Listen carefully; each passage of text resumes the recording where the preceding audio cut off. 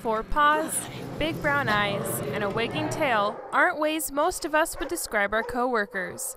But for Air Force Staff Sergeant Crystal Draper, these describe her wingman perfectly. Well, as you can see, he's super affectionate. I would say that my favorite thing about working with Job is the fact that he's so full of energy, he's so full of life, he's so full of love, like he's super affectionate, but when it comes down to it and we have to get to business, I mean, he's easy to switch over from, okay, Mom, I love you, but I gotta work. Don't be fooled. These dogs are as fierce as they are cute.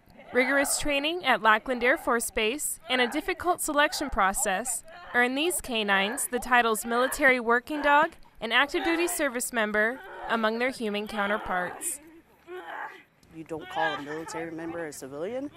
I mean, the big difference is they don't get to sign the dotted line and say that they're giving a commitment for a certain amount of years. We pick them, they work until we say that they can retire. So they don't get to make those choices. They don't choose to go to work every day. We take them to work every day. They don't choose to become a military working dog. We pick them to be a military working dog. And at the end of the day, when we go home to our families, they go back to their kennels. They don't get paid money. They're pretty much working 24/7. I mean, if something happens and I have to come in and grab him, regardless of whether he's sleeping or just got off work, we gotta go.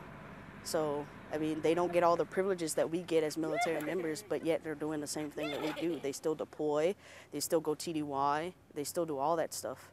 So that's the biggest thing, is they do all of the same stuff that we as military members do, but they do not reap the same benefits and rewards from it.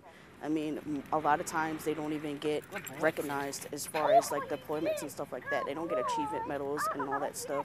Like, they get paid with the love that we give them and, you know, a good job and a toy at the end of the day. It's not serious business all the time. There's a special bond between dog and handler. The best way I could describe it would be, it's kind of like a parental relationship, like mom and child, because he kind of sometimes, since he's so young, tries to push boundaries and see what he can get away with. And then he's like, oh, later on, he's like, oh, Mom, I'm sorry. I was just playing around. My bad. And you have to discipline them. I mean, if you don't tell them they're doing something wrong, they're going to try to get away with it all the time. So it's a lot of just structure for them. And then at the end of the day, you still got to be like, okay, I still love you. You did a good job.